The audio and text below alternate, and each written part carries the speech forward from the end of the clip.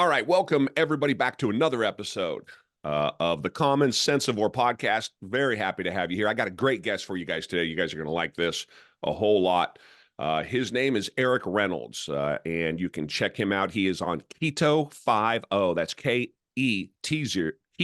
Let me try that again. Keto 5O, F-I-V-E-O. Online, that is where you can find him. Eric's transformation from a wounded police officer battling PTSD and heart disease to a health advocate is at the heart of his mission, and you guys are going to love these stories. In 2019, his journey, marked by an 80-pound weight loss and a reversal of heart disease, ignited his passion for well-being. After coaching hundreds of first responders, he is now armed with a license as a sports nutritionist and a personal trainer. In 2020, he launched the KetoFiveO Sports Nutrition Company, driven by a desire to share his health journey and promote wellness. And he took a bold step, selling his home and embarking on a full-time RV travel adventure. For him and his family, the road became a canvas to inspire others on the path to health and nutrition. And from this journey emerged Cops and Campers, a nonprofit that aims to heal first responders by providing outdoor retreats with a focus on metabolic health and PTSD. With that said, Eric Reynolds, how are you, my friend? Awesome, Jerry. Thanks for having me, brother. Absolutely. I was looking forward to this all weekend. So let's just jump into it here and give us the quick background on you before we get into a little bit more detail. Give us a 30,000-foot view real quick.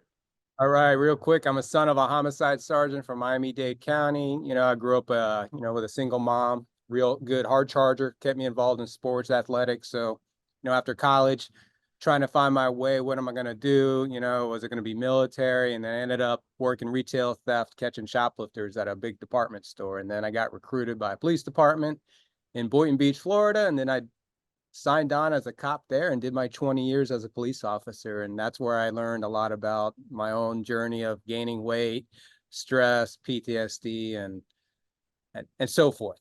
So that's pretty much the gist of it. And born and raised down in southern Florida, if I'm not mistaken, correct? Actually, yes, sir. I was born in Key West. My dad was actually in the service then, so I was born over there at that Navy hospital. So I guess I'm a conch officially born. So Right. And so going into talking about your health in the background there, during all that time growing up, avid in sports, or what was kind of your thing? What was your overall health as a child, that sort of thing? What's your background relative to your health? I grew up in the 70s. I pretty much look like my 10-year-old son does now. I'm sorry, my 11-year-old son. And then something happened to me in the 80s. Obviously now I know the high fructose corn syrup was introduced into our diets and, breakfast cereals and that whole path. So I pretty much ate the standard American diet all through the 80s. As I was playing football, that was my major sport. Played 13 years of it, played high school ball in Miami. So football was my life, and training and eating that way to gain weight as a lineman, trying to get over 200 pounds, because that's just the way the game was played back then. So my diet started going a lot heavy carbs, like everything else. Eat, gain weight, not knowing anything about meat and, all the benefits of that. So by the time I got out of college, about 24 years old, I was obese. I was about 30 pounds overweight. Even though I hit it well, I look back and it's tremendous. I can't believe how heavy I was looking back. Mm-hmm.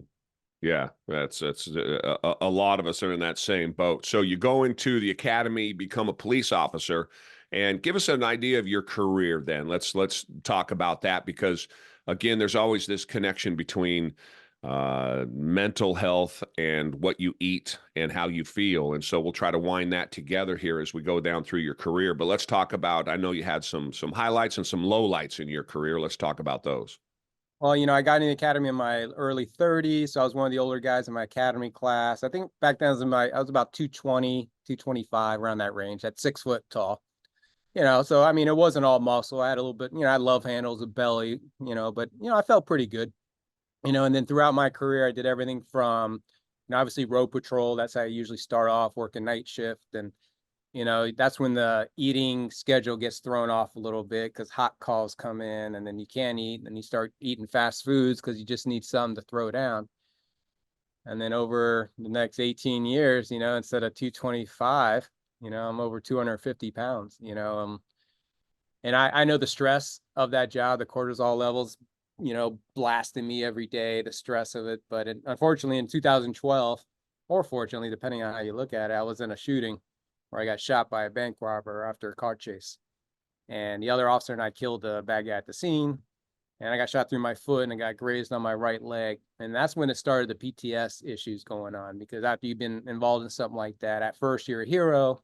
And then over time, stuff starts to leak in there, and you start to think differently and you're a little bit more hyper vigilant all the time. And I started drinking a hell of a lot more and trying to calm my central nervous system down, because I didn't know what that was, going crazy at that point, until I battled workers' comp. I had to cry in front of a board of lawyers to get the, PTSD help that I needed, and finally got it. And my therapist was awesome, man. He goes, man, you got to learn how to dance with this. And he's worked with other first responders, other people with trauma. And he pretty much knows the book on how to, everyone's a little bit different, of course, but for me, I had to learn how to dance with this. I know I'm going to have these episodes where I can get in the red real fast, a danger zone, I call it, because that's when people can get really hurt depending on the situation. So I just keep myself away from those situations, because I don't trust myself, because give me an idea what that might look like. Well, let's say I'm at a campground in a state, let's say like New York, and I put up my thin blue line flag, because I'm honoring my retired fallen cops. And then somebody rolls up in a golf cart that works there and says, hey man, you got to take down your flag. And they're serious and they're threatening you out of a campground. Well, there's actually a video of that exact circumstance that happened back in 2021. And I go from 0 to red, and I happen to record it. And you can see how I go from, what are you telling me to do again? And I'm already revving up. And then the video cuts off with me using some profanity, and everyone thinks I destroyed the guy, but I actually walked away. But that's the danger zone I'm talking about. That was a place I went in that shooting where you go real primal, real deep, and anybody that's been in through, you've gone through trauma, some serious shit. That's a scary place to go. And I found myself bouncing in that world now and then, and I'm like, I don't like this. My wife said, you're changing, blah, blah, blah. And I didn't know how to calm it down. I was hyper vigilant like crazy. Didn't let my wife go anywhere because, I'm scared something's going to happen to her. How do I live with myself if I let her go to the grocery store and there's an active shooter or something like that? That just became my life for about 4 or 5 years. And during that span, I had done a calendar funny back in 2007, one of those cop calendars, but not really going crazy with the body. But I was about 215 in that calendar. And that's where I met my wife. So all of a sudden, after my shooting in 4 years, I'm 250 pounds.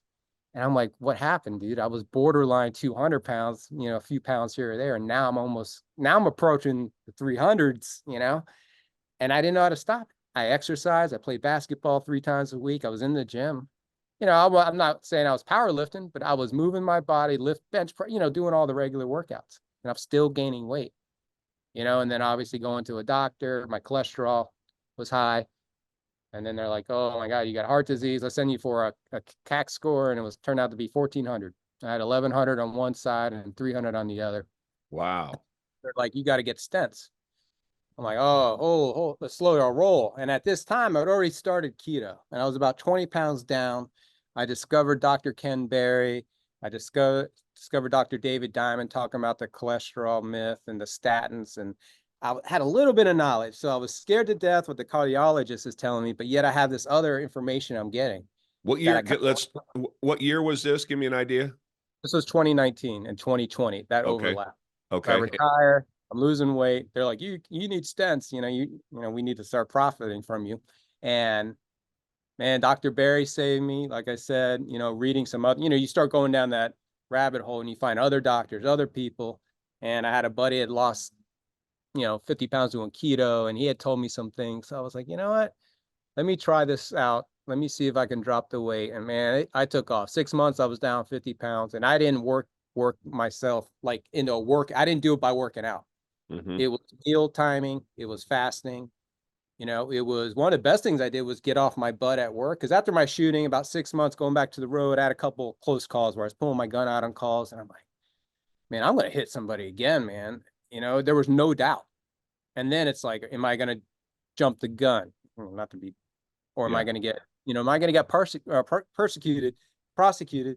for shooting somebody that I felt was just, you saw it in the news. And I'm like, oh my Sure. God, if I kill this guy, so I got an evidence job. And the best thing I did was buy one of those desks that goes up, and I started standing, and I would just rock back and forth. I got a stool to lean on, and now I was got one of, step counters. I started watching my steps, and then everything just kind of migrated from my diet, meal plan. Like I said, I would eat 9, 12, and 3 in the Hmm. beginning. I was eating 3 meals. I was still learning, because I'm coming off of a high carb diet, and the American standard diet.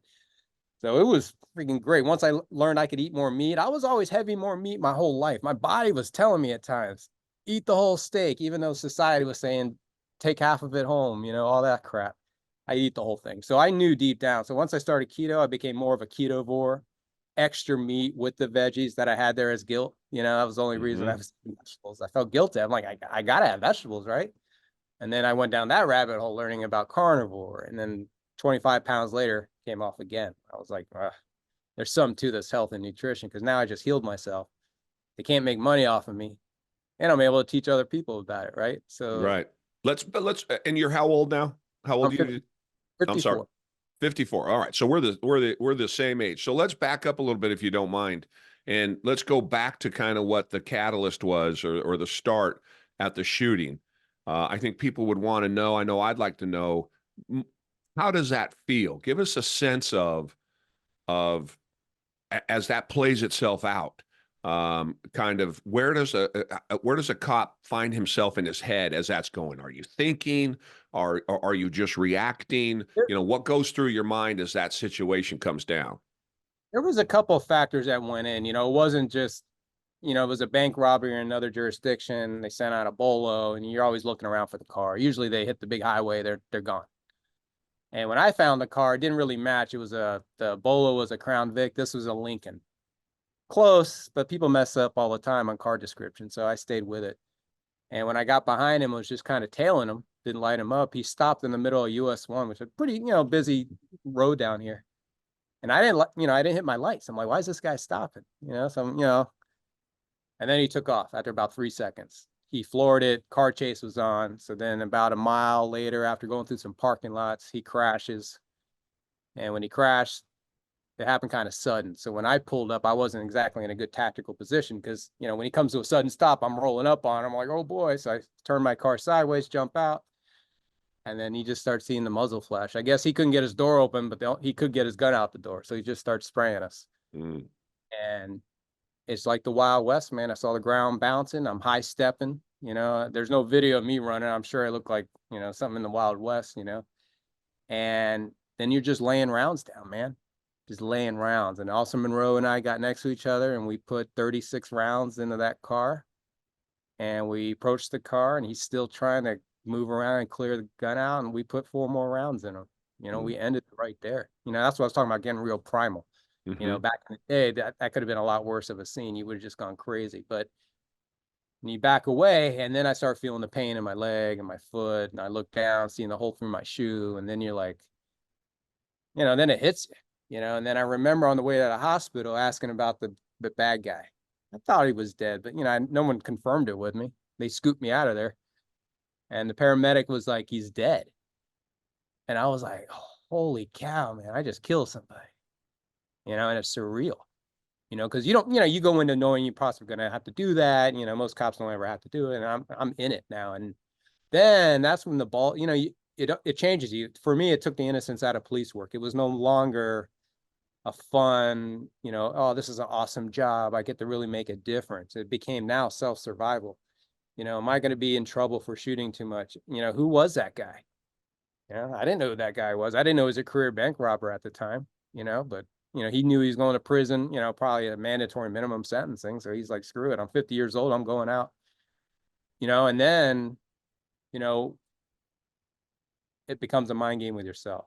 And when your diet's crap like mine was, I mean, I didn't eat terrible. I wasn't eating McDonald's every day, but I had all the box food in my house.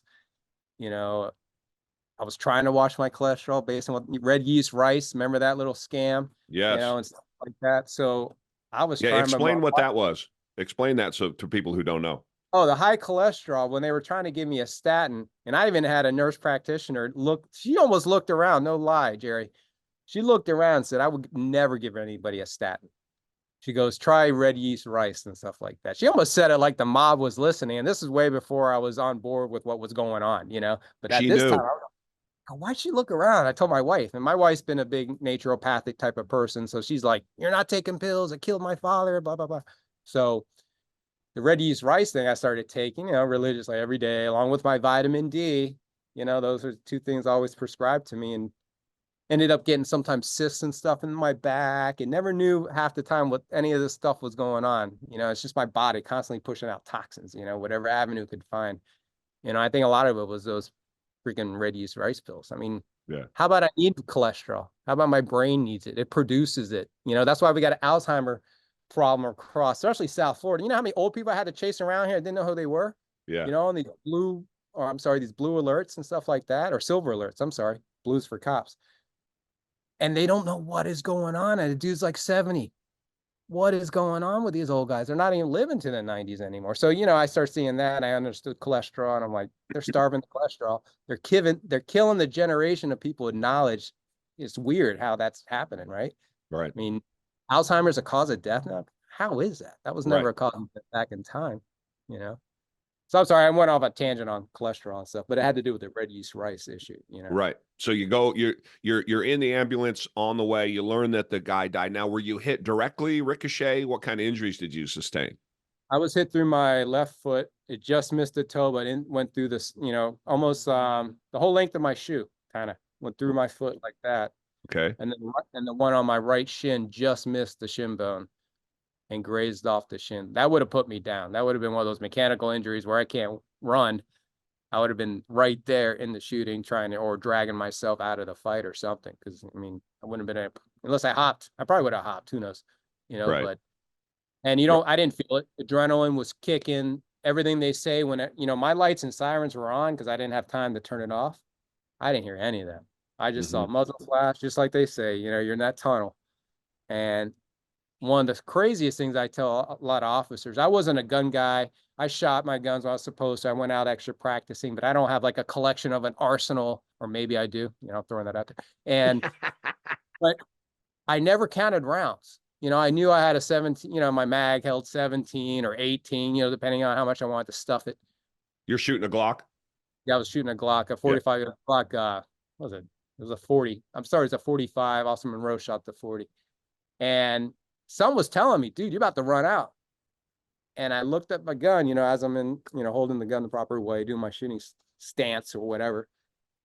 And the slide goes back.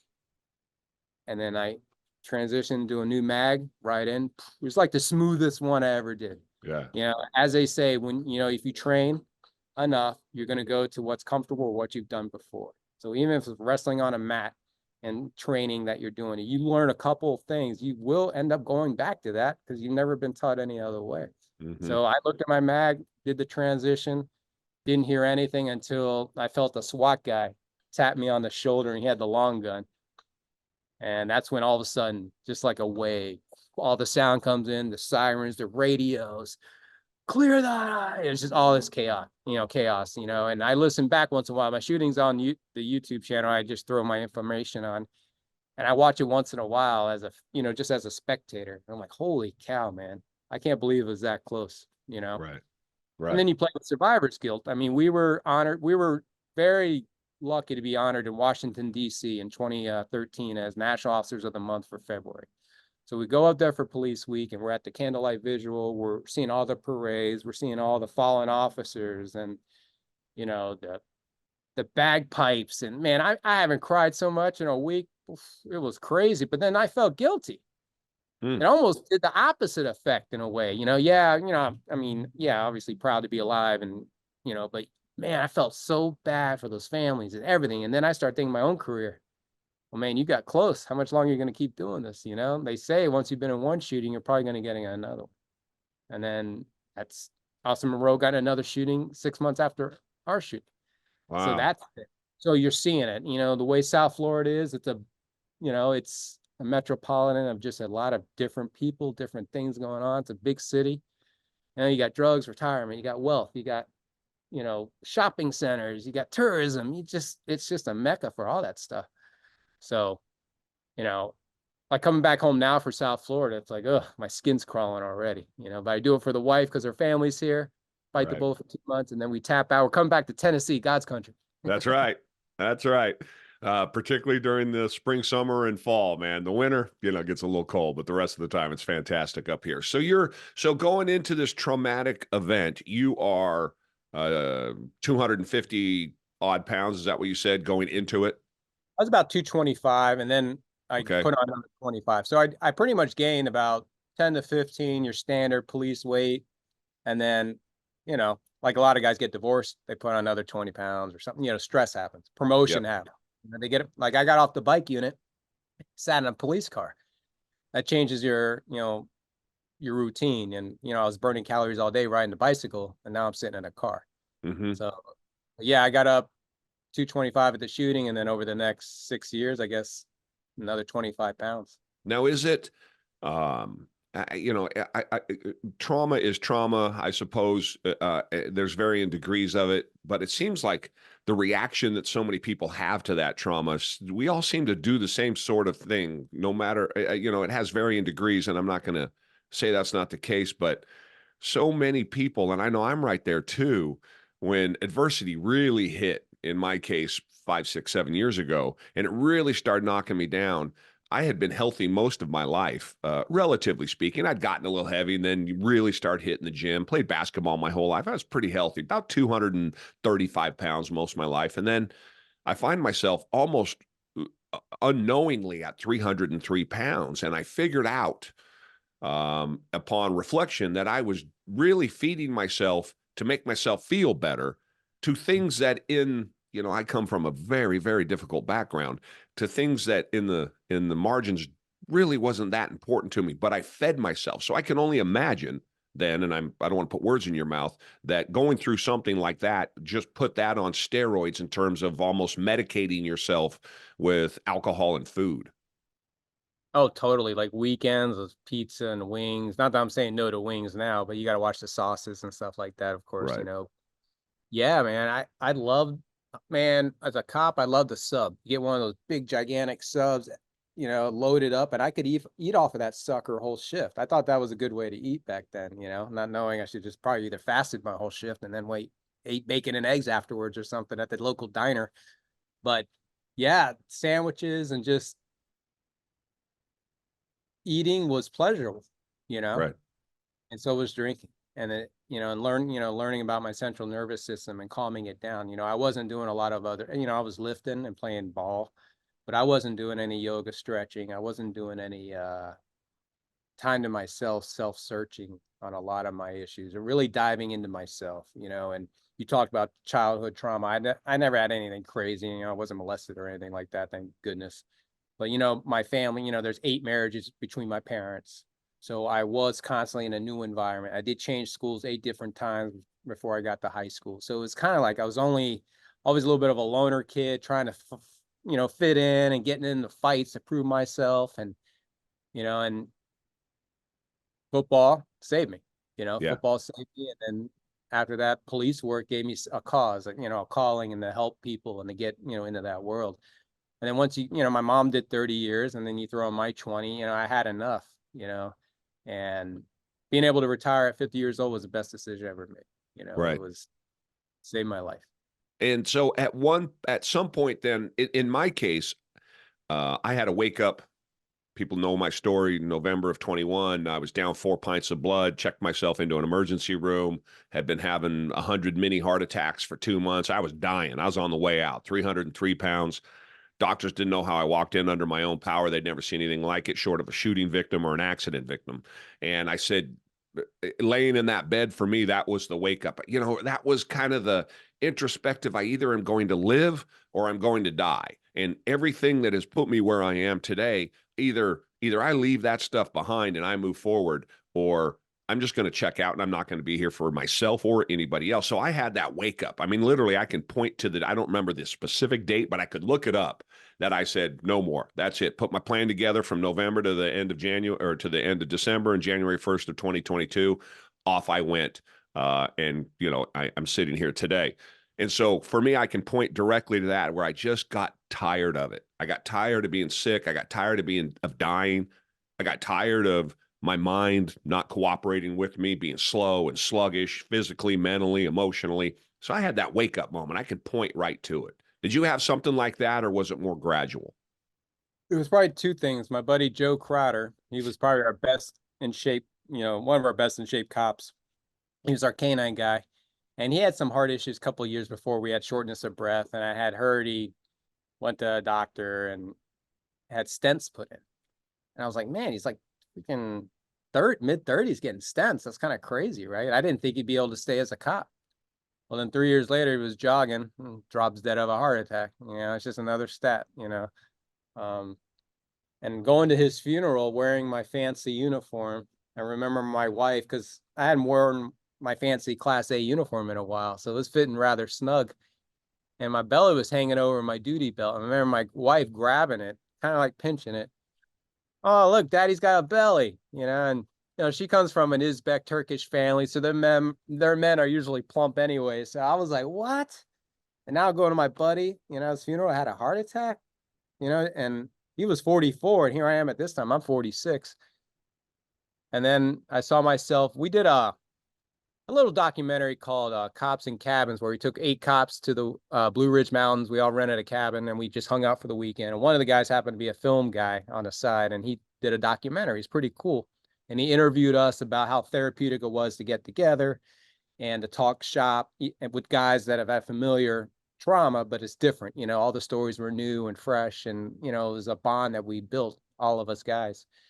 And I saw myself in that documentary in 2017. It was October, and I looked really bad, man. That was the heaviest I was. I'd been drinking that weekend, probably crying my eyes out. I just look metabolically sick. And those two things that year, I mean, that's where everything happened that year. And I really started looking for answers. I'm going to gym it out. I'm 250. Let's go. And I got down like 243. Things were moving slow. And that's when a buddy I played hoops with lost 50 pounds, and he goes keto. I was like, what is that? I've never heard of anything like that. Is that some martial art? It sounded painful. I always tell people it sounded like some new CrossFit. Like, am I going to lift some tires or roll down a hill or roll up? Like, it sounded terrible, keto, right? Or martial arts or something. And then once I read it, a lot of it made sense, and man, thank goodness I learned about recipes and, being able to meal plan and take control of my food and my health at that point. But yeah, those two things, the heart attack from a guy that had stents, not a guy, my bud. And then, obviously seeing myself on camera. And so what happened with you and your stents? And they wanted to put stents in you, and what'd you do there? Well, I remember talking to, and I had recorded my cardiologist. He didn't know it, but I figured it's my health. I want to record this because I don't want to forget everything, because my wife's going to ask me questions. So I hit the little memo button, probably violating something. I don't know. I don't care. And we talked for 20 minutes about, the heart disease diagnosis and what my options are. And he kept talking about this test where I scored in, 9% was my, they take your cholesterol, and then they take your CAC score, and they take this and that, your height and weight, and they come up with a number. And it said I had a 9% chance of having a heart episode in the next 10 years. And that's one of the reasons they wanted to do the stents, or wanted to do the, the statins. And I was like, 9% chance. I go, but that means 91% chance I don't have anything, right, Doc? And he was like, well, since, statins came around in the 1990s, it's totally curved, heart attack rates, and I don't know if it was you or somebody was telling me it was actually smoking. Smoking. That was, yeah, we were talking about that in our call. And it totally hit, the light kicked on, and I wish I had that information back then. But for me, I'd already seen Dr. Diamond's presentation on the lies and how, kidney disease goes up with the increased use of statins and all the other issues it cause, and all for what? So one guy out of 100 can live, I'm like, that's not worth it for me, so that's where I had a little bit of leverage against my cardiologist, where somebody else wouldn't. Yeah, you're just going to listen to the new priest, right? They're going to make the suggestion. You're probably going to do it, so. Yeah, and mine, I love that, because my story is I got treated, started at 38. I had hypertrophic cardiomyopathy, which is something I'm born with. It sat dormant in my heart, and all of a sudden, boom, I got a 40% block in my left ventricle. I got AFib, I got A flutter, I got all kinds of issues at 38 years old. And so then I didn't know You know, you just do what they tell you. That's all you do. And so immediately I'm on meds. I'm taking all kinds of drugs. And at no point did anyone stop to talk to me necessarily about, they spent more time telling me what drugs to take, how to take them, when to take them, the process, what they were going to do for me, all of that, than they'd spent any time at all talking to me about my health. But again, you just do what you're told. And so my journey is different in that when I hit that bed in the hospital room in November of 21, everything they had told me, all of the counseling they had given me had brought me to that point, is how I felt about it. Now, again, I'm responsible for what I put my food in my mouth, 100%. But that was the way I looked at it. So I said, I'm going to start from scratch. I'm going to break this thing all the way down. And I don't know if I'm fat. I don't know if I have a flutter and AFib. I don't know if I broke my back when I was a kid, feels the way to do. I don't know if I feel this way mentally. I don't know, because I've got to go to a baseline. And for me, that baseline was carnivore. So I started off doing everything I was told. And in the end, I did everything I was told not to. So, you know, that little thing they give you, that paper when you leave the cardiologist or any doctor, they give you that rundown when they do your blood and they tell you your cholesterol's X and this is why, and your triglycerides are down and all that piece of paper. And I remember they have 3 big check marks, green check marks. And you want the green check marks. You don't want the red X with a circle around it under these, you know, those 3 and those 3 highlights. And at the bottom, then it says, and I got 3 green check marks. And at the bottom, it said, pre-printed, continue to do a diet on lean meats and vegetables and high in vegetables and grains and fruits. The exact opposite, 180 degrees of the 3 check marks that I had. Now I had 3 green check marks, and I was doing 180 degrees the opposite of what their advice to every single patient that come through that hospital was. And I'm guessing every patient in the country gets the same thing from whatever hospital they go to. And for me, I was like, okay, now I'm starting to think like you are now. You know, now I got to start making up my own mind. I got to do a whole lot more research. Something's broken. Yeah. And then I went to like a keto conference where you get multiple like I met Dr. Barry and stuff like that. And then you start, Nina Teicholz, I read Big Fat Surprise, learn about the fraud and the corruption in the sugar industry, and then I started taking it personal. I'm like, you know what? They target, like my poor mom's hustling back in the 80s, believing what they're saying. Cereal is the most important breakfast of the day. And then the school lunches, yeah, it's healthy. You don't have to worry about feeding them. Isn't that great? And then no wonder you got all these behavioral problems. So I look at it as organized crime. I was just one of their victims in that whole charade of what they were doing, everything from the FDA to, all the nutrition guidelines. And a couple documentaries opened my eye, Magic Pill, Fat Fiction, and it just, I couldn't believe we were being hosed. Like the margarine scam, Yeah. Just all they freaking lied. Like just And it's so easy to it's so easy to fall for because that margarine's so good. The stuff that they're telling us is good for us is so good. It tastes so good. I like that you said that. I'm going to use that. I never thought about it like that. Took it personally. That's exactly, I never thought about that. So that's exactly how I took it laying in that hospital bed. I took it personally. Everything I learned in the last 2 years, I literally want to go to war. I take it at my heart. I find it offensive with every fiber of my being. I had never thought about it though like that I took it personally. That's exactly right. It's an affront to me and my family. And I think this is why I feel so passionately about all of the people that I work with and the videos that I do. I just want everybody to be healthy and have their eyes open to see the scam being played out on them. If they choose to continue to participate in that scam, there's nothing I can do about that. But if your eyes are open, I don't know. Seems like it's a lot harder to continue to do that thing once you have been, what does it be, red pilled, I suppose.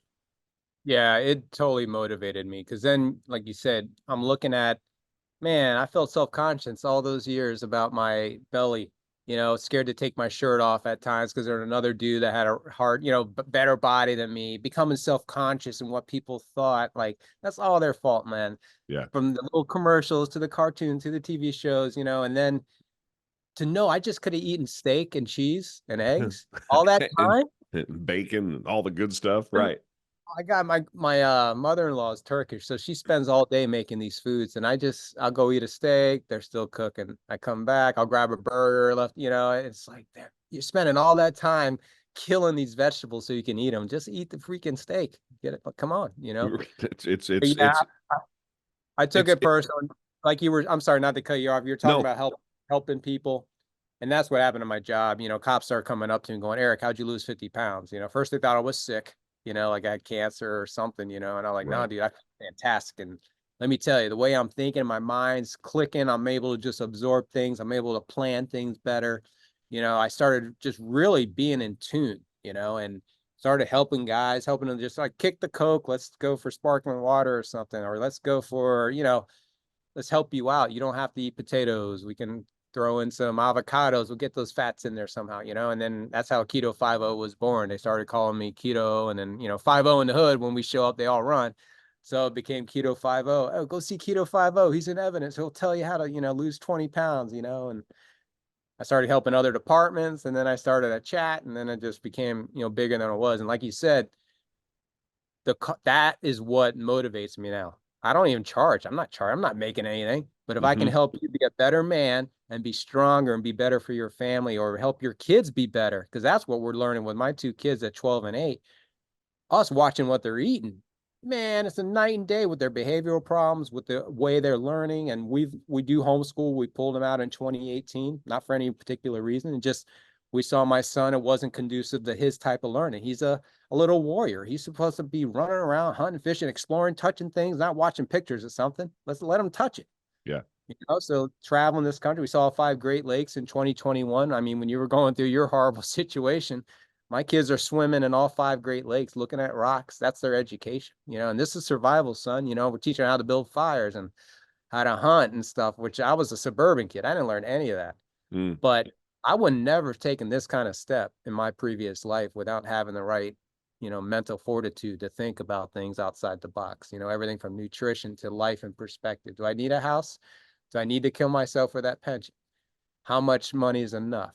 You know, and then getting the trailer, traveling around, meeting all the different farmers, different people. It's just, man, this diet, or not diet, way of eating that we should be eating all along. I can only imagine what I would accomplish at this point if I started eating like this from the get-go, you know? Would you I have mean, gotten there if you weren't in that shooting? I don't know. Yeah. No one's ever asked that. I don't know if I would have gone that route or not. Yeah. I don't know. Yeah. I don't know. My wife, though, she always watched tiny house shows, so I definitely would have been in the camper one way or another. Okay. Okay. Well, I meant just the full food and diet and where you find yourself now and schooling and education, all the things that you've done since then. If that was just kind of your jumping off point, made you look at it certainly made you look at the world differently. And I have to imagine that in that context, you were looking for something different. Yeah, and being a father in my late, you know, 42 and 46, I became a dad. Yeah.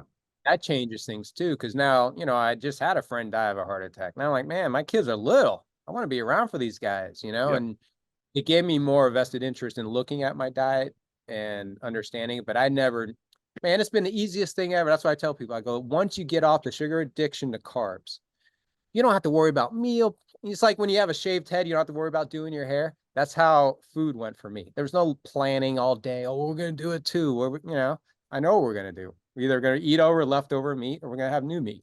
That's pretty much what we're And doing now. that's one of the reasons why I went carnivore. Also, one of many though, is because I knew I'd fail if I had to, meal prep and put things in Tupperware for a week and all. I may have gone week 1, maybe I'd have made it week 2. I just knew myself, and I wouldn't eat stuff I didn't like. I knew it. You know, if I had to force myself to eat the food I was eating, I knew I would fail, and that was another thing that attracted me to carnivore, was that I could eat what I like, what I knew I really liked, and then. Yeah. And then Sorry, on go ahead. top of that, just to finish that thought, because I want your feedback on this, this is probably one of the complaints I get the most is Jerry, I can't eat steak every day. And so I've done multiple videos where I tell people, then don't eat, because you're not hungry enough. If you're not hungry enough to eat a steak, or if you can't eat a steak, you're not hungry enough. And so rather than figure out, well, I'm going to go eat this instead because I can put this in my mouth, I say, don't eat, because I guarantee you tomorrow you'll eat a steak, maybe 2 days. But sooner or later, you'll wake up thinking about that steak. That's your body telling you it's time to eat. Yeah, we play around, you know, because having kids, I can't just make them eat a steak every day. So Sure. We do have, my kids do eat like blueberries and frozen strawberries. Of course, they're not sprayed with pesticides. We try to go locally grown and know the farmers. Like we're really active in farmers markets, getting to know where our food's coming from, which is unfortunate. Most people don't do that. And so we ground beef or ground lamb is one of our go-tos all the time. Meatballs, you can throw cheese in it, make cheesy meatballs. You can make burgers. You can make, just brown, throw onions in there, give it a little flavor. And, we can do 1,000 things with that. We do a roast, one roast a week at least. We have that cooking overnight. We don't really dabble in a lot of chicken because it's just too pricey. I'd rather get the steak for that price. I'm not going to eat some weak ass chicken when I could eat a ribeye or something.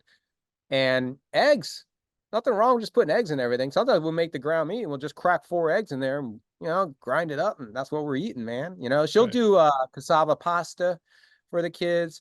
We'll do some potatoes and yams or something for the kids because they're still, they're growing. There's, we're exposing them to a little bit of plant food. She makes her own sourdough bread. One of my boys, my 12-year-old is all carnivore. He could eat like that all day. So I know where he's headed in life. He's already going to be that, mountain man and, doing everything. Hmm. My other one has his wife's sweet tooth. He likes his, a little bit of sweetness. So that's fine. We use a little bit of not sugar, but something else, and to help sweeten stuff. Almond butter, fat bombs, that kind of thing. Our kids don't eat a lot of at all any candy. Their candy are blueberries and strawberries or something like Right. that. Right. But for an So adult, would you say then that that hump to get over when you get rid of sugar? I don't think people appreciate how strong that is. You talk about it in yours, in what you do. I talk about it in what I do. Everyone does. I don't think people really appreciate how strong that attachment to sugar and really just carbs generally, because that all kind of ends up the same place, gives you the same sort of satisfaction. How strong that really is.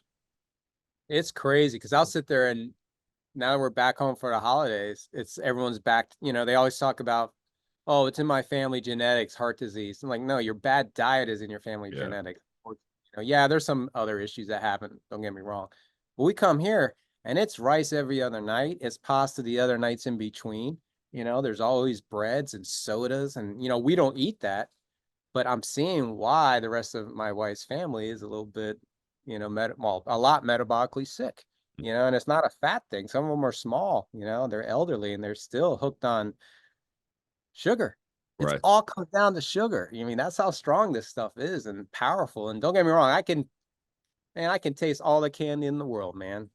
All of it. I can tell you what each one tastes like because that's how much candy I've eaten in my life, Right. and it's a shame, because it's all just freaking garbage. And the sugar hump, it's real. There's a reason the sugar industry hid a lot of their documentation and bribed doctors and or scientists and stuff because they knew how addictive and deadly this was. And now I made fake sugar. That's even worse. So Right, right, right. Hey, so as a cop, this is another question I get, which you can help with. Jerry, I work 10-hour shifts. Right, maybe it's graveyard. It's too hard to eat correctly while I'm working. That's a common complaint that I hear. Now, my reaction to that is just don't eat. That's typically how my reaction is, because that's what I did. Give us some, from your perspective, give us some advice, because again, cops probably as good an example as any out there of the excuse, I can't eat good because. well, I know when I was working, we really look forward to that lunch break, dinner break, or whenever we had a chance to eat on shift, especially was with a buddy. You Mm-hmm. go down to local burger joint or whatever you're doing. You get to decompress, vent a little bit, and then you go back out there. What I started telling guys is a couple things. There's always food available, obviously planning ahead, get a dozen boiled eggs, throw it in your freaking cooler, with some other beef jerky and cheeses and stuff like that. That's in case you get stuck on a call late.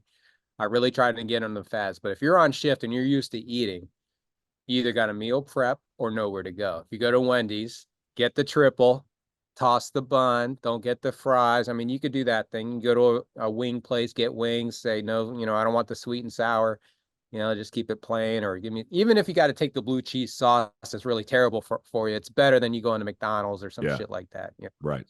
And you just got to meal prep. you know, if you're going to eat on shift. I mean, that's the only way, because there's nowhere good to eat. Where are you going to Hmm. go?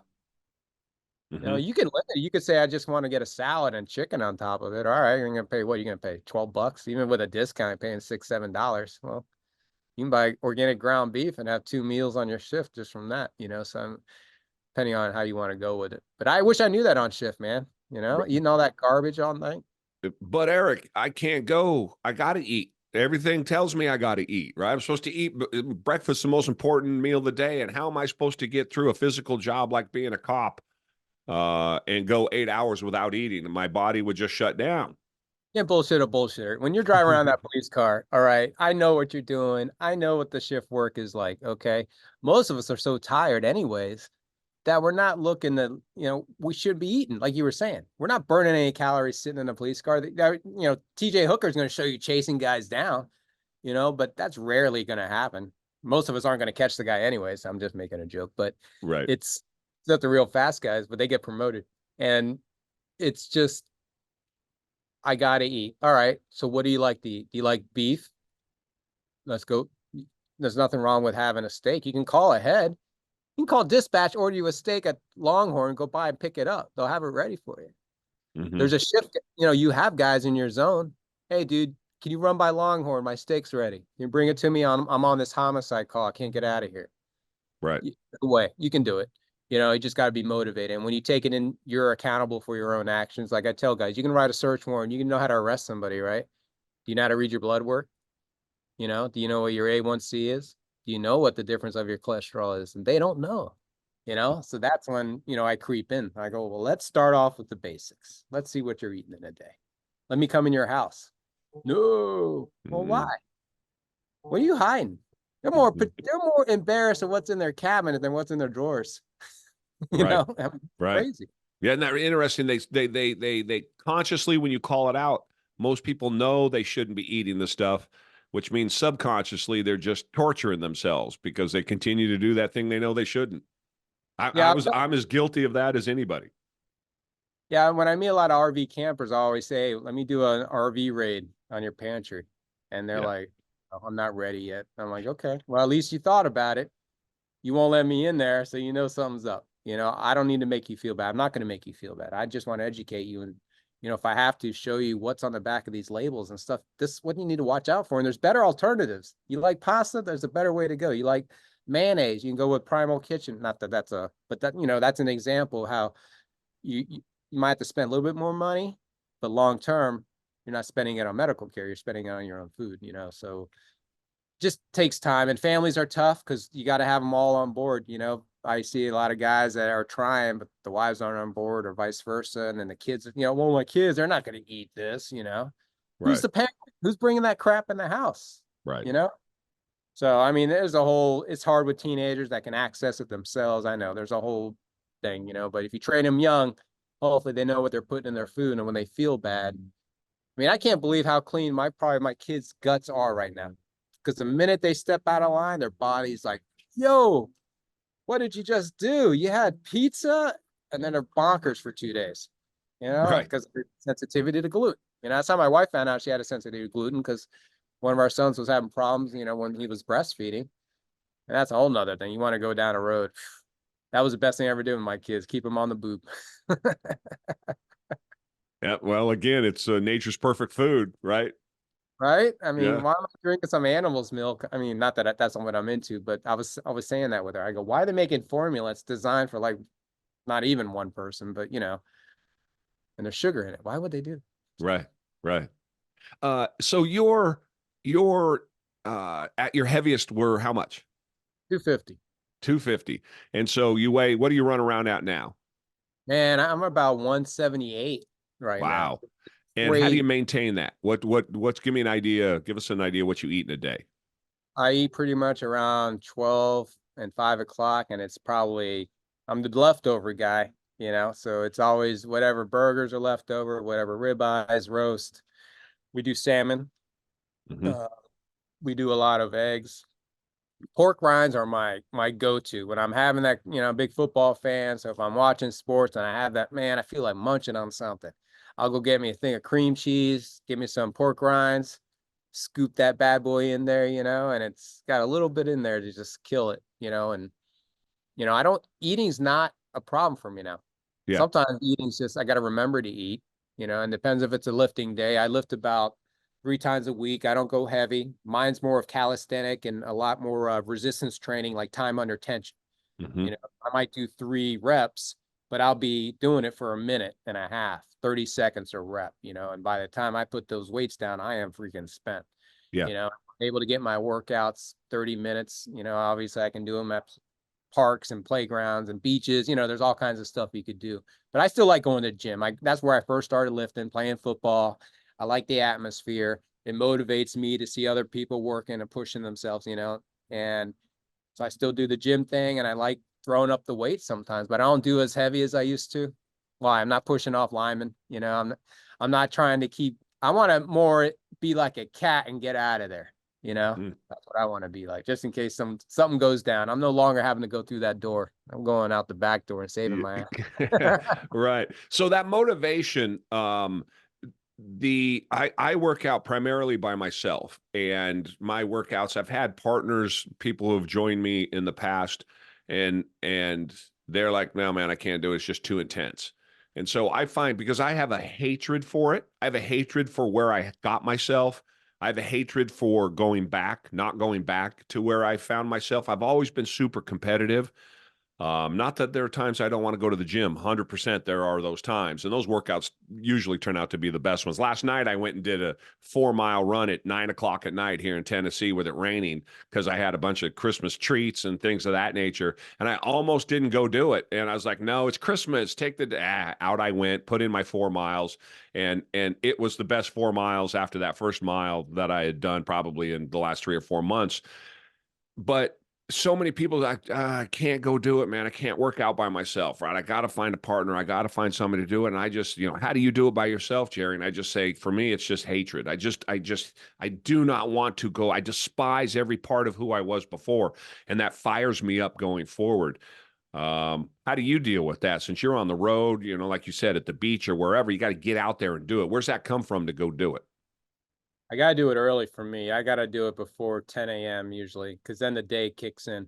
By then it's responsibilities. My kids might have a homeschool assignment, So I have weights with me, nothing more than, I got 50 pounds and below, Hmm. and then portable pull-up bar, and pull-up bars were my enemy all my life because I was a heavy guy. I couldn't pull myself up. I never trained at it enough. I could bench press 325, but I couldn't pull myself up 3 times doing pull-ups, right?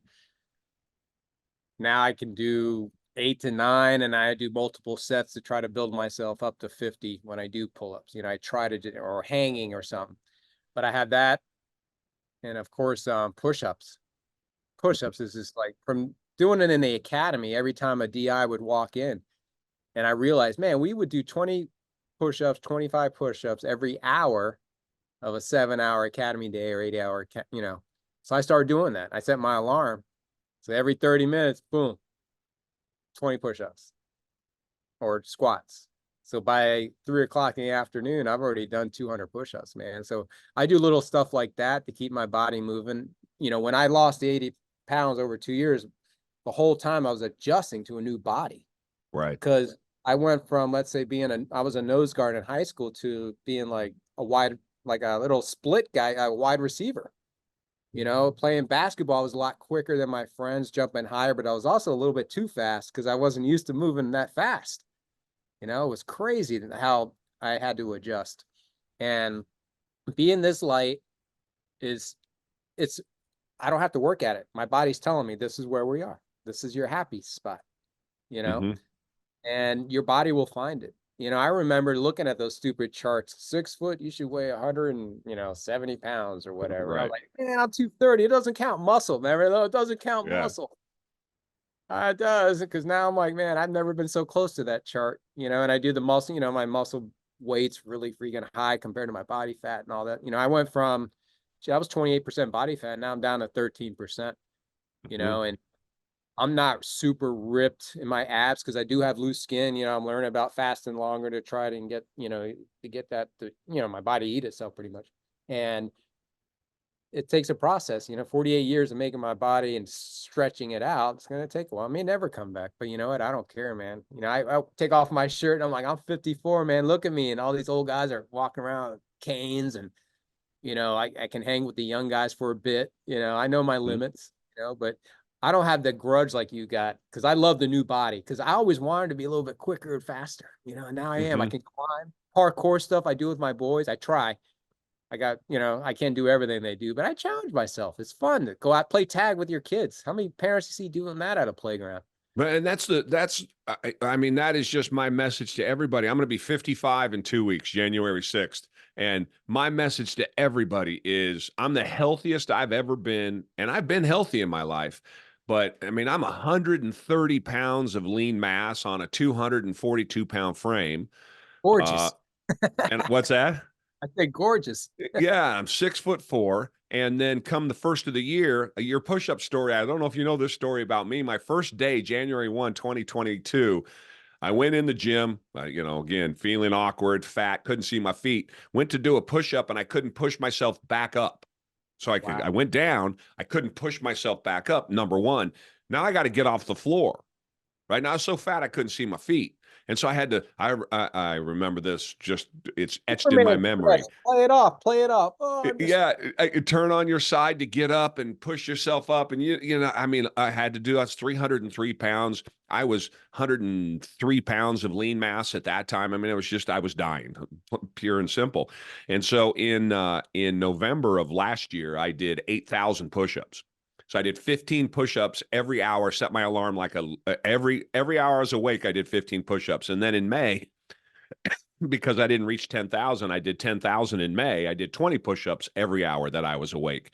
And so in January, I spent the last 4 months just bulking up 3,300, 3,500 calories a day, working hard, lifting heavy because I wanted to put on as much weight. And then on my birthday, I'm going to say, okay, here's where I am. And then I'm going to come back. I have 2 half marathons in Tampa Bay, 2 half marathons that I'm going to be running in the late January, early February. And so now I'm going to go down to your point, probably about 230. And I'm going to guess 230 pounds is where I'm going to be, the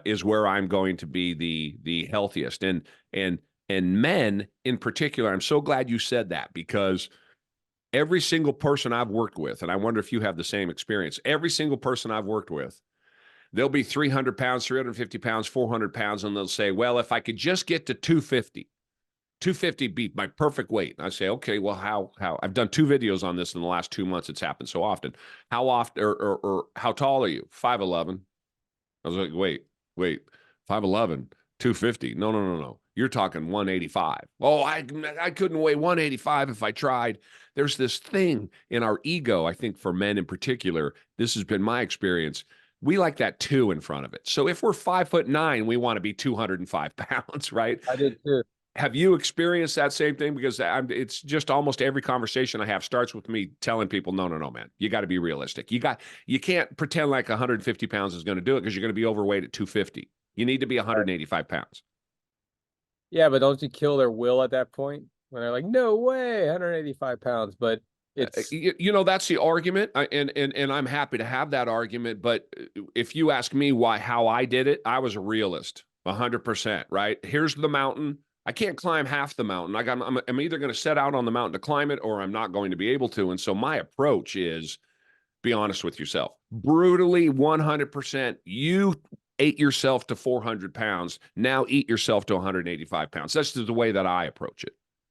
Yeah, and there's so many stories out there of people that have done it too. So, I mean, when I joined like my first Facebook group ever in the keto journey, and I started seeing the success stories of people losing hundreds of pounds, not like my Mm-hmm. little 80 or 50 or 20. It was 250, 350, like 400 pounds. I know Sean Baker just had some lady that lost 500 and something pounds. And you're And like, still weighs 300 pounds. yeah, still, Yeah. it's just crazy. And you're like, man, what? I'm just thankful I never got to that point to get that big because I can't imagine the depression that comes with it. What else is going on up there with eating that non-nutritious food? You're not going to gain that kind of weight eating steak, you know, Right. not going to Even be. if you overeat steak.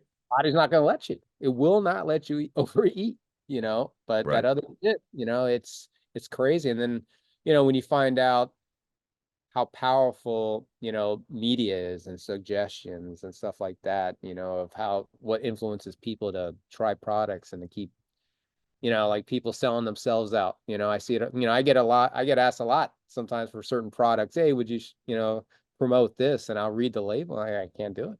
Right. It goes against everything. I can't promote Doritos. I can't do Oreos. I can't do this, energy drink or whatever, because it's got garbage. It's poison, bro. Yeah. I just, so I mean, I don't know. I guess having that talk with him, I like using realism and total honesty and saying, dude, drinking Coke, you've seen the sugar videos. It's that much sugar, bro. Come on. You got Right. kids. Yeah. You want to go to your freaking funeral and just hardcore, I'm telling them, I'm not gonna sugarcoat it anymore, It's this is gonna kill you. And I'm having that conversation with my wife's brothers right now. They're in their mid-40s, they're all probably 40 pounds overweight, stressful jobs. Society hasn't helped the last 3-4 years. Everyone's a little bit heavier and down, and I'm right in front of their eyes, man. How many times have you seen that? You're a Yeah. living example, and they still won't come aboard. And then some stranger across the country has been following you, didn't even know about it. He's like, dude, I just lost 30 pounds. Thanks for the tips. I'm like, I never knew. And I got family members walking around metabolically sick. What is that? Why does that happen? If I had a dollar for every time someone unhealthy told me what I'm doing is unhealthy, I wouldn't. I'd be able to retire. I wouldn't have to do anything. I'd be a rich man, because that seems to be the common complaint. You pushed back a little bit, and I want to explore that a little bit. If I heard you correctly, my approach to that is be real about it, and you are realistic. But I think you said, does that break their will? And so I wanted to get your perspective on that. Did I hear you right? Or does that make it tough on their will? You said something like that. If you wanted to push back on that, I want to flesh that out a little bit. Oh no, I was just wondering if it's someone, you're saying it's 350 pounds, and they're like, I just want to get down to 250. And you're like, well, dude, you should get down to 180.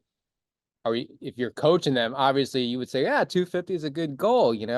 Let's get you to 300 and work their way down. Would you set a goal? Yeah, I think we can get you at 185. Yeah, right out the gate, I say, here's how I do it. 185 pounds is your weight. And then for me, every 10 pounds, I weighed myself every day. And every 10 pounds, when I went down to the next 9, 289, 279, I would take a picture. I'd have a little celebration, right? I'd take 3 minutes, maybe tell my wife, hey, another 10 pounds. But it's a 10-pound journey, right, on the way to the end of the marathon, which was for me 215 pounds. And so I didn't know 215. I'm a big guy. I'm thick, right? I weigh a lot.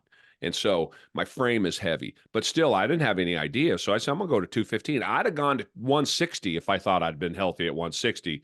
But I mean, my lean mass right now is 130, right? So I should weigh about 230, 225, somewhere in there.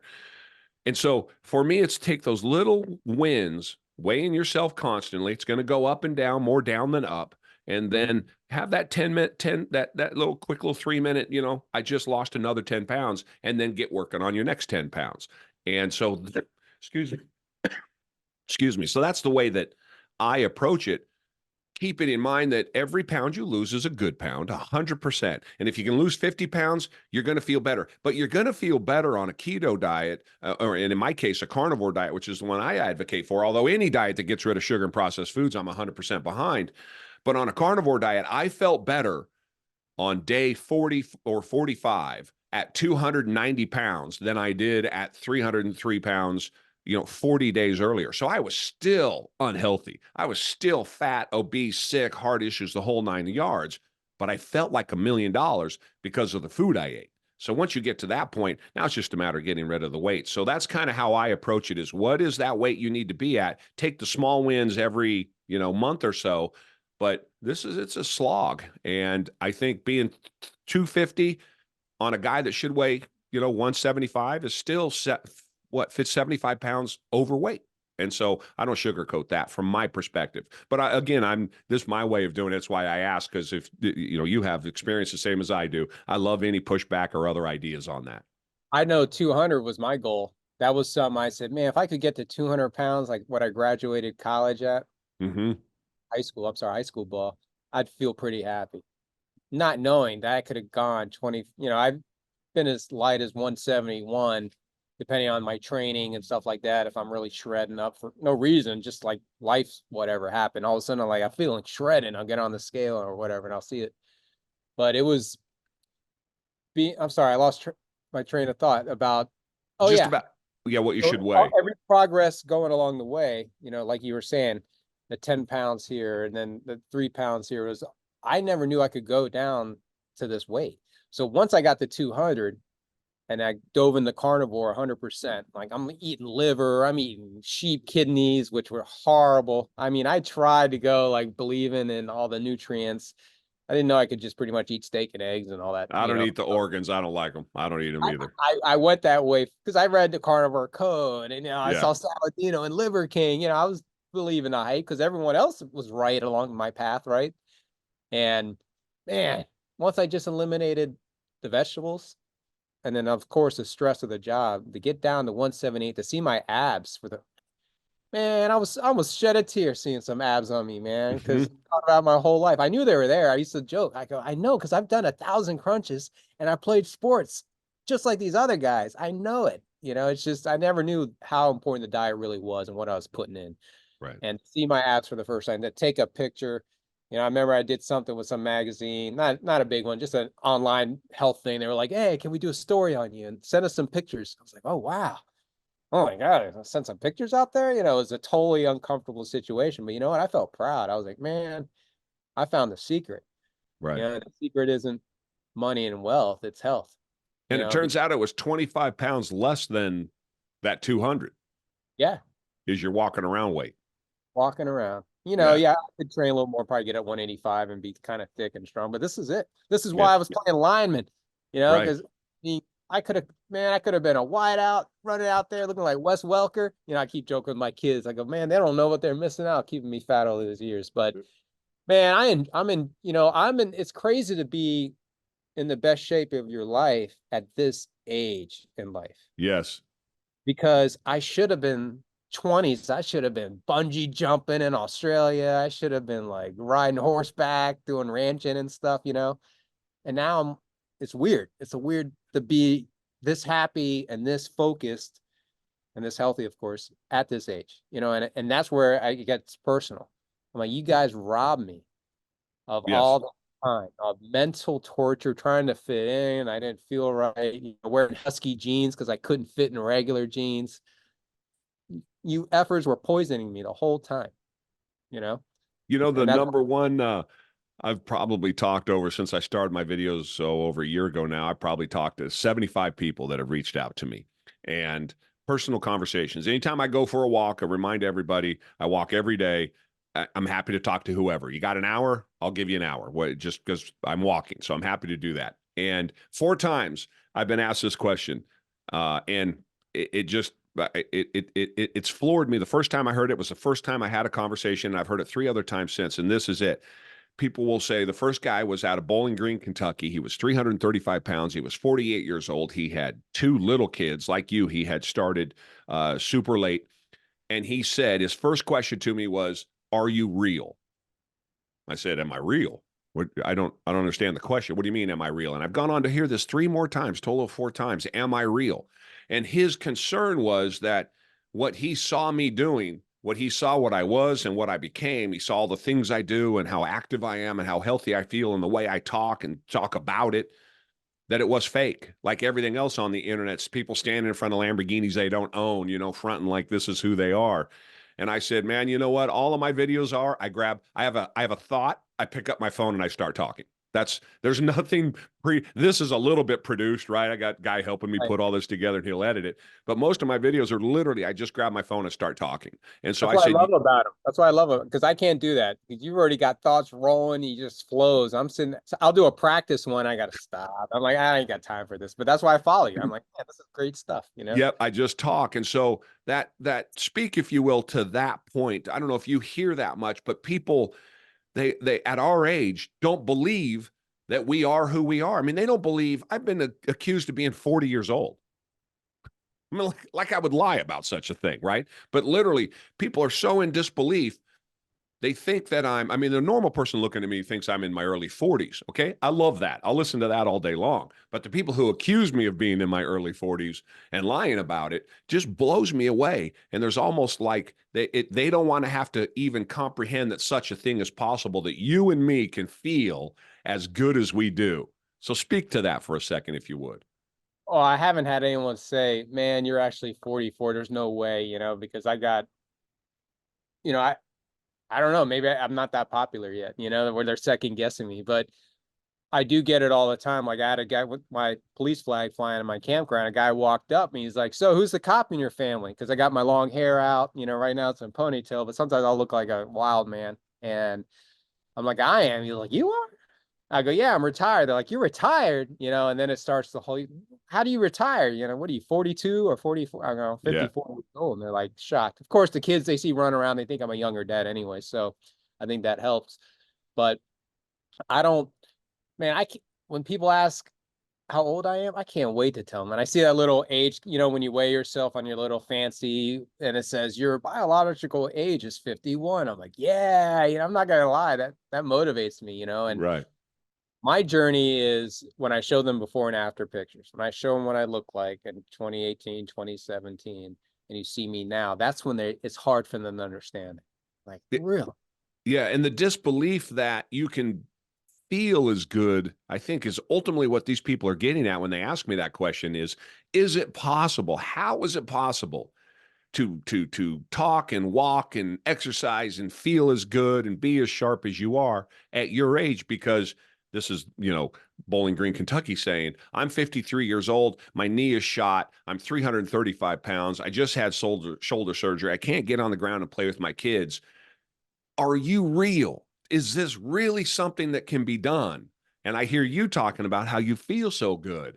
And so, you know, that resonates, I think, with me, certainly from my side. And I just didn't know if you had run into people who just don't think it's possible the way that I have to feel as good as we do and to act the way we are and talk how we do at 54 years old. Yeah, I always get when I say they always think I was a former cop, like I left under suspicion, you know. No, he was acquitted, that's Yeah. what I always expect to hear, and I'm like, no, man, I had a tremendous career. I loved it. I sold a piece of my soul for that pension, you know, but now, some of the negative things of that career have put me in this position now, Yeah. still helping people, I mean, I joke around with my wife. I'm like, I'm helping more people now than I ever did as a cop, and I'm not getting shot at. Yeah. Right. I Right. can just exit out of someone doing some hate, I'm not ducking for real, so man, to me, this is an easy road. I love doing it, and that's why when I started going to different campgrounds, not to jump ship, but the cops and campers event kind of started, or that program, I started having cops come up to me, asking me questions, giving out my card, running out of cards, guys calling me going, so tell me about this keto, I'm looking at my blood, and then it'd be another guy in Michigan reaches out, and then I'm like, if we can get these guys together at little events, not only can we do therapy from the bonding, because we're all missing out being on shift work. We're all missing our buddies that we used to work with, right? Well, now these little get-togethers, you find a guy that likes trout fishing. You find someone else that lives near, likes to camp all the time. So you're almost networking in a new community, but we all have the same wounds and the same scars, and it's familiar. So it's a very comfortable zone. And if I can get Dr. Kiltz, he said he's going to come to the New York event. I'm going to have some people at the Georgia event in April, so I'm hoping to I got to get him to the party. Of course, there's going to be beers and stuff like that going on because guys are wanting to decompress, but then we'll have a conversation. We're probably going to have a meetup type of lunch where guys can meet up and see some of the practitioners out there trying to help them, and Well, that's, and to that end, I was going to say in the last couple of minutes that we got, I wanted to talk about KetoFiveO and talk about the exactly what you're doing there with is it all first responders or just cops? it's all first responders, military, because most first responders are paramilitary at some point, or were in it before, or from family. Like my dad was in the Air Force and armies before that. It's the whole tradition of warriors. Most of our families have done that, and it's for the general public too. We have a lot of these events where people just happen to book that weekend, and they're like, oh, wow, this is a cool little event. They got a band playing, they got bounce houses for the kids, police cars, SWAT trucks for the kids, just, it's like one of those community friendly type events. Yeah. Except it's And in a that's the camp. key. And that's the cops and campers, correct? Yes, sir. And then Okay. within that is when KetoFiveO kind of comes in and says, all right, guys, let's get you straight. You guys are dying way too young. You're not able to spend your pensions. You can't walk. You can't even take a trip because you got to walk around with a cane because of your arthritis or because of your diabetes. You lost your foot or some crap like that. So my goal is to get them healthy, but we get them to the party first.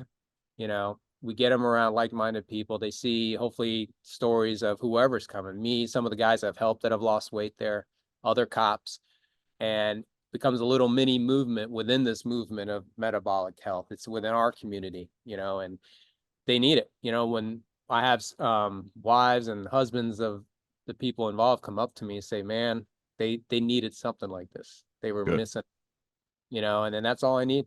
I don't need any more motivation. I know even if I help one guy from killing himself because he found a friend, someone to Yeah. talk to, And and you, then starts the and whole therapy with PTSD by conversation too. So right. So they get that camaraderie and so talk about what it is specifically that you're doing. I know we talked about it, but you're doing it at campgrounds, right? And you invite people out. You're doing multiple events a year.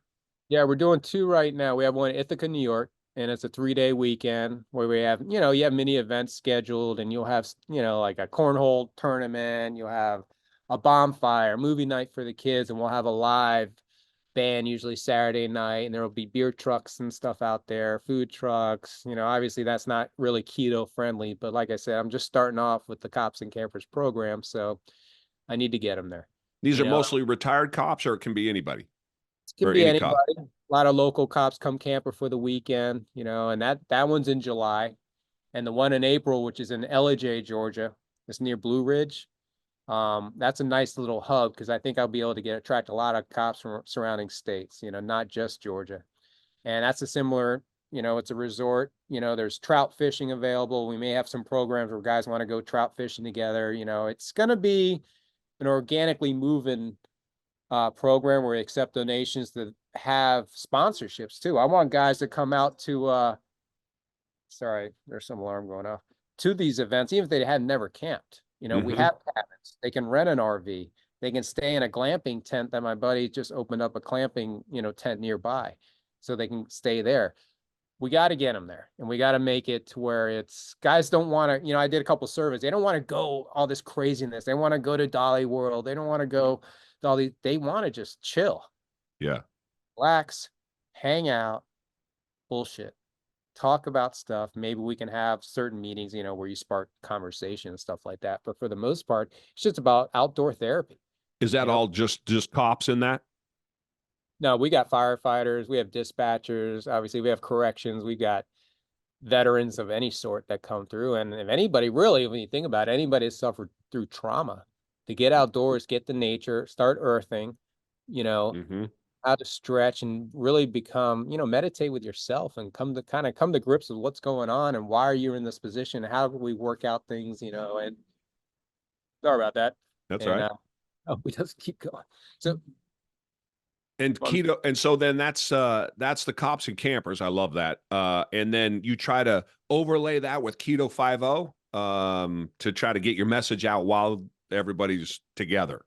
yeah, I started a KetoFiveO business because after I got my, nutrition's license, I started, actually working with clients and trying to really, more individually basis, go to your house, teach you how to shop at the grocery store, what to look out for. Let's do some meal prep and kind of set you, almost like an FTO where you work with somebody a little bit and then I set you free. Hmm. Financially, I don't have a lot of recurring customers. I don't need to stay on top of you. So it's not like I'm making any real money. I'm not trying. That's not my goal. If I give you a little teeth in the fight, charge you a little something, you're going to come back. You're going to listen to what I'm saying. Now you're invested in it. And then after a month, you've already figured it out. After a month watching some of the documentaries or reading some of the information or seeing some of the information that's out there, you're going to sail Yeah. once you start and understand it. You got to really dive into this topic and really understand it. And then man, you're going to be free. You're going to be helping your family and then it's just going to spread, and that's what's been happening. So It's the that keto, first 60, 80 day, 90 days, that first 60, 90 days that are always the hardest when you're doing this. and that's when I stay on top of people. I'll sit there and be, hey man, holidays are coming. What are you going to do? I don't know, man. I go, well, I don't want you to offend your mother-in-law, but just small portions, try to limit and see how you feel. See Yeah. how you feel after you ate that cake at the birthday party because you didn't want to offend anybody, Right. stuff like that. And, it just, I'm telling you, once you figure it out and you start feeling better and you start, dotting the I's and crossing the T's with nutrition, what it does for you, man. And then, like you said, you're going to feel offended and annoyed that the I system love has that. done this to us. You're gonna feel it. You're gonna get so freaking mad that you just want to crush some FDA members that are freaking taking these board jobs at these, PepsiCo and shit. So I mean, you're gonna see it. It's a whole new organized crime out there. They're no longer doing it off the books. They're doing it legit. And they're using the laws and the rules against us, man, and bribing people along the way, man. It's freaking insane. Yeah. Once you know the story, again, once you've been, I guess it'd be red pilled, it's tough to go back to sleep. You can't go back. I can never eat fast food again. Yeah. Yeah. Can't do it. I mean, I smell, don't get me wrong. Wendy's fries, dipping it in a Frosty. I did all that shit. The That's bacon, exactly right. the Baconator from whatever it was. I don't know, it was whatever, Burger King, whatever. I taste all that stuff, dude. I was there. I ate Right. it. I know Right. it's good. But when you think about it like this, when they can make a rat pick that, because it's usually not the sandwich, it's some chemical, whatever creation, pick that over regular rat food. That's a problem. That's what they're doing. See all those lines of people at the drive-through, nothing but rats waiting in line. That's the way I Yeah. think. Just Yeah. go get your feeding. Time for your feeding. I don't disagree. This has been, man, I could do this forever. And I know we didn't even begin to get into the other aspects of your life, but for this podcast, I wanted to talk about the food and your experience and the trauma and kind of how you got through it and your mindset, so that people can hear that I'm not alone out here. And there are a lot of people like me and like you at our age that have turned our lives around. I did a video the other day. I don't know if you saw it, Eric. At January 1, 2022, I was taking 19 pills a day. I did I see now that. take 4, and I take them because I want blood thinner, because I have this block, right? I do things that I'm comfortable with, and Right. I want to take. But I went from 19 on January 1 of last year to 4 today. Imagine how much money I've taken out of the coffers of the pharmaceutical companies. Forget about what I'm putting into my body, right? Like So that. oh, they not at all. And the doctors fight me on it, but this is where we find ourselves. So that's why I think this part of your story, there's so much more that's that like the first time Eric and I talked, I called him Forrest Gump. He's got some great stories and has found himself in the middle of some of the most interesting things. But that's maybe a podcast for another day. We can talk about that here on the Common-SenseIVORE podcast. This is all about just trying to get healthy, and that you are an example, having come through, particularly with the trauma and the benefit to your diet and what you eat in helping deal with that trauma. That's what people really, I mean, they see the physical side. It's easy to see the smaller shirts and you look good and muscle and blah, blah, blah. It's in here though, where I see that the for me anyway, the most value, and I think probably for you also. Yeah, when you start to think better, you're gonna feel better, and then you're gonna eat better, and then goes any order. It's just all gonna, flow and make its own little soup, Yeah. and it's crazy how focused. I mean, I started 2 companies, quit my job, sold my house, driving around in a freaking box around the country since this diet. So maybe Yeah. that's not what you want to do, but it can make you think extreme and really positive outside the box thinking to really change your life. And changing your diet, come on, let's do it. Right. It I mean, helps you imagine the unimaginable when you do the unimaginable, which is taking yourself from 300 pounds to 215 pounds, or in your case, 250 to 180, right? When you accomplish something that unimaginable to you, nothing is unimaginable. I got a guitar like they pay me like $50 to do a post with a guitar, right? They gave me the $200 guitar. I'm like, yeah, it's not a bad gig, sure beats driving a police car around, right? And then I go, you know what? I'm gonna learn how to play a guitar. I've never thought about it. I love music. I was always intimidated by it. Yeah. You know, the other day I turned my first YouTube video and it was like, ding. I'm like, imagine in 6 years, I'm like, I go, that's what can happen. You know, Right. you really start to look outside the box and in yourself of what you can accomplish. And that's part of the big problem. I think they suppress all this creativity and this independence that we would naturally be going that path. And now we're just like in a box. This is all you're going to be, a little worker bee your whole life, you I know? love it. I agree 100%. How do people get a hold of you? How do they watch you, check you out, all of that? Everything on social media is KetoFiveO and also Cops and Campers. And we do have a documentary out there, Cops and Campers. It's on YouTube, on my YouTube channel, which is KetoFiveO. So you can check out our camping stories. You can see some of the other news stories that I've been involved in over the years and some of the Forrest Gump stories, as Jerry was saying. There's some really good nuggets in there if you want to check it out. So For sure. And April in Georgia. I live in Tennessee. I'd love to come down and meet the folks. well, we have maybe have one in November too. Now we're planning one possibly in Pigeon Forge, not the Okay. old too. Okay. So I'd love to come down and see how it. I'm not a camper, so I'm the glamping guy for sure. oh, we got So places for you, man. You want to talk for a little bit? At the absolutely. meetup? Hey, well, Anything I can do to help, man. I'm with you 100% on this, but I'd love to come down, see the process, meet the folks, say hi to the family, all of that too. all right, brother. Thank you very much. And All right, like Eric. I I said, appreciate it. you're good people, brother. Thank you. Thanks, pal. All right, man. Be good.